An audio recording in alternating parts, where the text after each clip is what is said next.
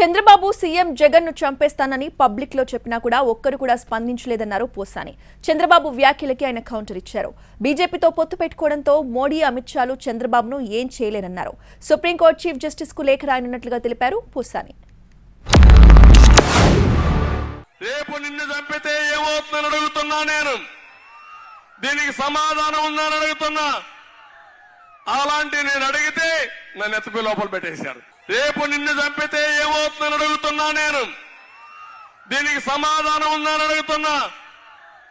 అలాంటి నేను అడిగితే నన్ను ఎత్తుపై లోపల పెట్టేశారు. ప్రతిపక్ష నాయకుడు నారా చంద్రబాబు నాయుడు గారు డైరెక్ట్ గా ముఖ్యమంత్రి జగన్మోహన్ రెడ్డిని చంపేస్తా, ఎవడేం బీగుతాడు? మోడీ వెళ్ళలేదా? అమిత్ షా వెళ్ళలేదా? రాష్ట్రపతి గారు వెళ్ళలేదా? మీ వల్ల కాదనే, మీరు మాట్లాడలేరనే, మీకు చంద్రబాబు నాయుడు అంటే భయమనే నేను ఒక మహానుభావుడిని నేను వేడుకుంటున్నా, లెటర్ రాయబోతున్నా. ఆ మాటే భారతదేశ సర్వోన్నత న్యాయస్థానంలో అధిపతి Supreme Court chief justice Shri Shri Shri Chandrachud గారు